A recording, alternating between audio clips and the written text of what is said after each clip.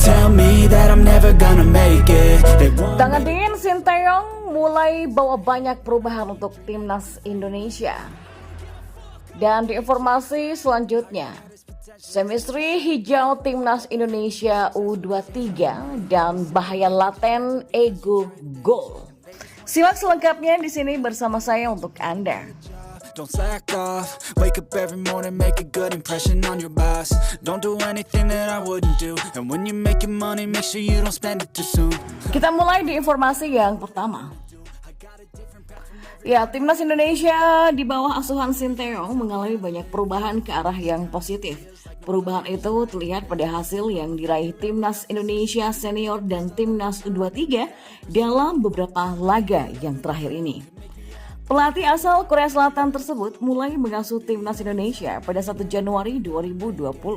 Sinteyong telah memimpin tim Garuda dalam 36 pertandingan di seluruh ajang.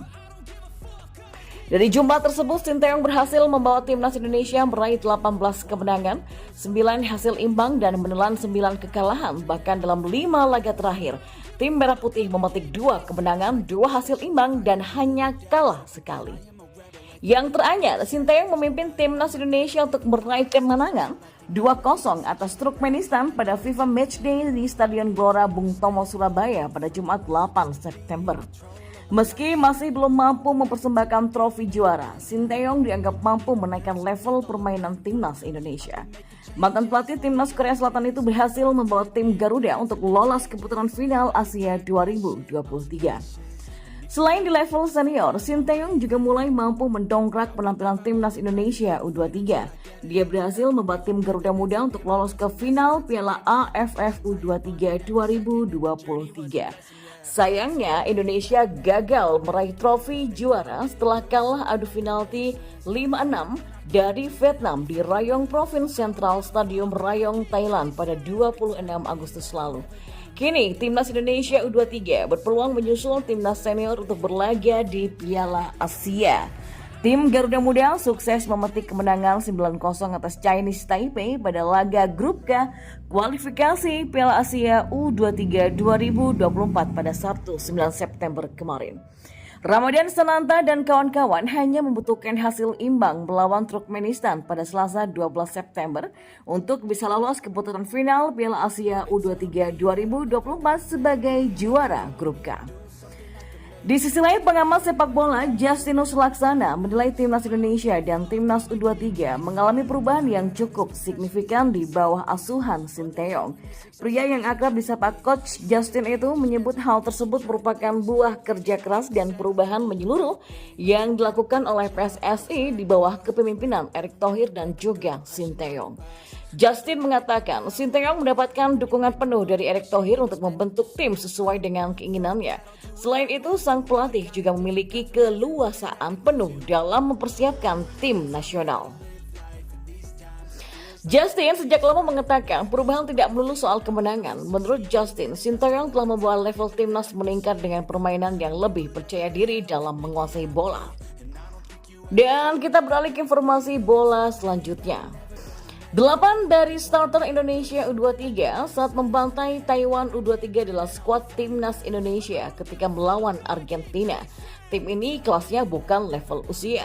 Ke-8 pemain tersebut adalah Hernando Adi Sutaryadi, Rizky Ridho, Elkan Bagat, Pratama Arhan, Rafael Struik, Ivar Jenner, Marcelino Ferdinand, dan Witan Sulaiman. Kelas pemain-pemain ini ditambah kematangan dengan Ramadan Sananta, Arkan Fikri, dan Ilham Rio Fahmi membuat Taiwan tidak berkutik. 9 gol dilesakkan tanpa mampu dibalas oleh Taiwan. Sejatinya 9 gol ini statistik yang kurang impresif. Pasalnya ada 27 tembakan yang berhasil dilepaskan ke gawang Taiwan. Dari 27 kali itu, 15 diantaranya tepat sasaran.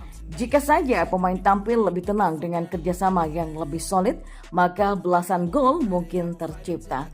Dengan kualitas Taiwan yang jauh di bawah Indonesia, belasan gol sangat pantas diciptakan. Dengan kualitas lawan yang rendah, maka performa pemain pun belum bisa diuji. Semua pemain terlihat tampil hebat, kuat, akurat, dan juga brilian karena musuh yang tak bisa dilawan. Malahan, kerjasama, soliditas, dan juga chemistry antar pemain terlihat belum terlalu tinggi. Begitu gol keempat tercipta, individual pemain menonjol. Hasrat atau ego mencetak gol juga naik tajam. Ini membuat pola serangan tidaklah klinis.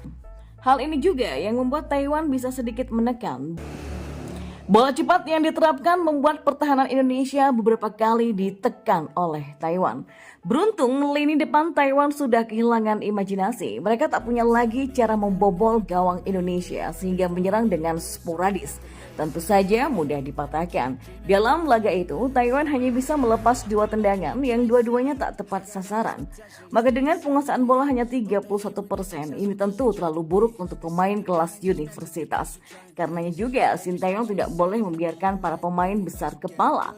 Kemenangan atas Taiwan sama sekali tidak menggambarkan kedikdayaan sepak bola Indonesia di pentas Asia. Selain jumlah gol timnas Indonesia U23 yang membuat puas mata, kinerja 3 gelandang pilihan Sinteyong memperlihatkan sentuhan yang berbeda. Maksudnya berbeda dengan permainan timnas Indonesia yang sehari sebelumnya menang 2-0 atas Turkmenistan. Pemain timnas Indonesia di Surabaya kurang enak untuk dilihat, tetapi seperti U23, Marcelino yang punya gocekan lihai, tendangan terukur dan kecerdikan berpikir cepat membuat lini tengah Garuda Muda menjadi hidup. Bisa dibilang pemain KMSK Denze ini adalah ruh permainan tim. Pada saat yang sama, Ivar memperlihatkan kelasnya sebagai pemain terah Belanda. Sentuhan pertamanya visioner dan juga umpan-umpan panjang serta terobosannya membuat lawan kewalahan. Adapun Arkan bisa menjadi box the box midfielder yang juga cakap. Pemain Arema FC ini sepertinya punya tabung oksigen tambahan saat bertanding. Ia selalu terlihat di arena mana saja permainan berjalan. Karenanya tak mengherankan jika Marcelino mencetak 2 gol dan 1 assist serta Ivar menyumbang 2 assist. Dua pemain ini tidak hanya bekerja dengan keras tetapi juga dengan cerdas. Ketika gelandang baru masuk Rehan Hanan, daya ledaknya agak berkurang, namun ini masih dalam batas kewajaran sebab pemain Persija ini baru debut bersama Indonesia U23 di laga tersebut. Untuk posisi kiper, lini belakang sampai depan tak banyak celah yang tampak. Hanya soal chemistry antar pemain dan ego di kotak penalti saja yang belum terjalin dengan sangat baik. Jika penampilan Marcelino dan juga Jenner lalu Arkan banyak dipuji publik sesuai laga, tidak demikian dengan Hoki Caraka. Aksi Hoki Caraka setelah mencetak gol bahkan disorot negatif oleh publik. Selepas mencetak gol ke-8 Indonesia, Hoki berselebrasi dengan telunjuk kanan menutup lubang kuping dan telunjuk kiri tegak di bibir, dan ini bisa diartikan diam kalian. Hoki menikmati selebrasi itu sampai mengabaikan ajakan tos dari Fajar Fatur Rahman. Entah kepada siapa selebrasi itu ditunjukkan, tetapi hal semacam ini bisa mereduksi.